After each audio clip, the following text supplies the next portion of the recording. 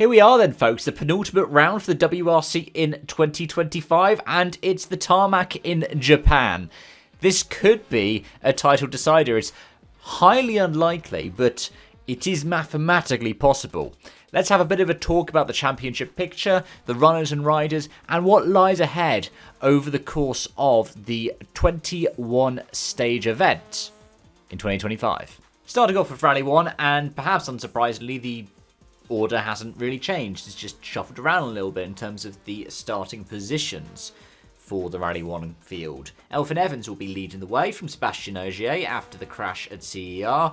Carlo Roffapeira will be next, followed by Oit Tanak. Then Thierry Neuville, who has just been knocked out of title contention, will be the fifth car on the road, ahead of Takamoto Katsuta, hometown hero. Adrian Formeau will then follow, as will Sami Pyeri, and then the M Sport Pumas of Josh McAlean and Gregoire Munster.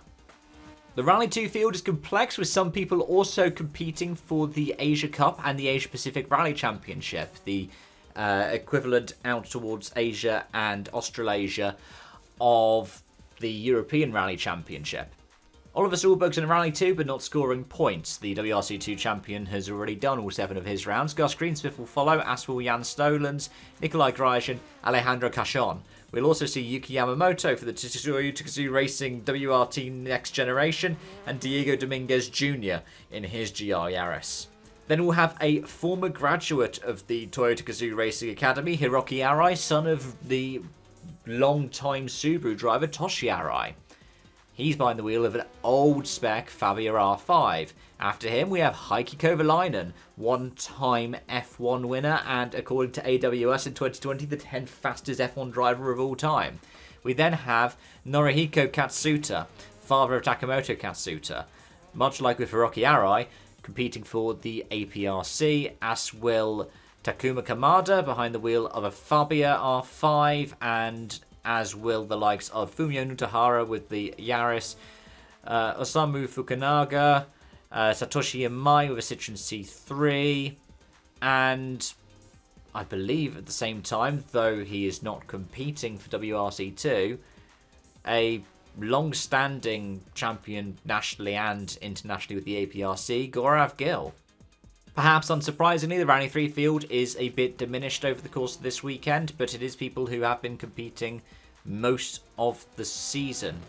Matteo Fontana, Giovanni Rossi, George Vasilakis and Eric Royer will make up the field, an all-Fiesta field. We do have a Rally 3 also entered for Philippos Matai, but not entered for the points. Rounding out the 38-strong entry list, we have a Rally GT for Armand Fumal, that is the Alpine A110. We have Yuto Yamamoto with a GR86, Yashiyuki Sasaki with a GR Yaris, and Yasu Kusakabe with a older Yaris. Keiichi Saito will be behind the wheel of a Honda Civic. Taisuke Aihara will be behind the wheel of a Daihatsu Copen. A GR Yaris will be for Toru Nakayama, and the entry list is rounded out by car number 48, Shinichi Washio, driving a Toyota Vitz. That's an RC5 category or R1 category Toyota Yaris. In terms of the stages, 21 tests await our crews. 302.59 competitive kilometres, 717.44 of liaison for a total of 1020.03 kilometres. It opens up with some action on the Thursday and goes through the Friday, Saturday and Sunday. Thursday will open with Kurogaki Park, the shakedown and the super special test, similarly to what we last saw in 2023. It has served as a shakedown in recent editions as well for Rally Japan. Friday stages are a shuffle of what we've seen in previous years. Inaba-Shitara will open up the first loop, followed by Shinshiro, and then the Isegami's tunnel test, the one where we see the flat-out tunnel section, and we've seen drivers get it all wrong before. I think it was Kaitan Katanovic a couple of years ago who got it really badly wrong on the exit and had a massive accident. The second loop will open up with the second run of Isegami's tunnel, followed by Inaba-Shitara, and then Shinshiro will round out Friday's stages. Saturday will open with the Obara test, followed by the Enna stage that we have seen in previous editions, and then Mount Kasagaki, before going in reverse order on the way back down. Again, these are stages that have generally featured in previous editions of the rally in Japan. But the sole running of the Toyota City Super Special test will wrap up Saturday's action. Sunday will open with the Nakata test and then the first run of Lake Mikawako. Those stages are unchanged from last year. The difference is that the Super Special in the middle of the day will be 2 runnings of the Okazaki test. I think the last time that we saw the Okazaki test was in 2022, when it was only run once. It was 1.4 kilometers then, and it's 1.98 kilometers now. But yeah, you have Nakata 2 and then Lake Mikawako 2 rounding out the event. Generally, in terms of the running times, if you're in Europe, you'll be waking up to the end of day reports for each of them, with the exception of Sunday, where the power stage starts at 5:15 UK time. So if you're looking to try and catch the end of the WRC event, you want to get up early. Or, if you're trying to adjust your body clock for Vegas in F1 in the next couple of weeks, just pull an all-nighter. Turn the clock back 12 months, and it was Elfyn Evans that took the win by 1.5 minutes over Seb Ogier. Adrien Fourbeau rounding out the podium in his final Ford appearance. Katsuta was 4th, Munster 5th, Neville 6th. Enough for him to claim the title.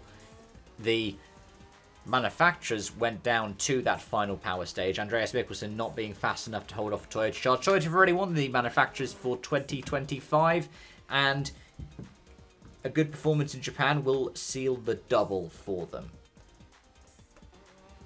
But we'll have to wait and see if that is possible in the end. The Rally 2 class was won by Nikolai Grajin, but I believe WRC2 was Sami Pyri who took the championship from Oliver Solberg here, with Hiroki Arai 3rd in RC2, with the old R5 in 9th and Gus Greensmith in 10th. Which means in terms of ones to watch, you should probably put your money on Elfyn Evans. He has performed well here in the past. But Taka Katsuta is going to be going all out as well. Toyota have already won the championship, and Katsuta's not running for manufacturer's points either. He has been one of the best drivers in Rally Japan in recent years. I just remember that 2023 drive. He hit the same tree that Danny Sordo did. Somehow didn't end up stuck like Sordo and out of the rally. And although he dropped to, wasn't it, 30th place or something like that, he had the drive of his career pretty much outside of the Safari, and maybe you could argue also that Finland podium. I wouldn't be surprised if Katsuta's up at the front. His main thing, he said, is trying to understand the tyres, which is something that Carlo Rovanperä has also said. So it could be that we end up seeing a Katsuta winning or an Evans winning. I think Ogier will just try to keep the title alive, and he's great at tarmac events, but Carlo Rovanperä was the one who managed to dial in Islas Canarias the best earlier this year. And this event isn't like that. It's twistier and it's slower. But if Rovanperä's strength on the Hankook rubber on tarmac that he had at Islas Canarias is going to be the same here, I wouldn't be surprised if he comes away the winner. Either way, folks, those are all of my thoughts and feelings. Let me know yours in the comment section down below. As always, I really appreciate it. And I hope to see you on Sunday, probably mid-afternoon I'll get my review out. I might do it early morning, but I don't want to make any guarantees. But until then, it's bye-bye for now.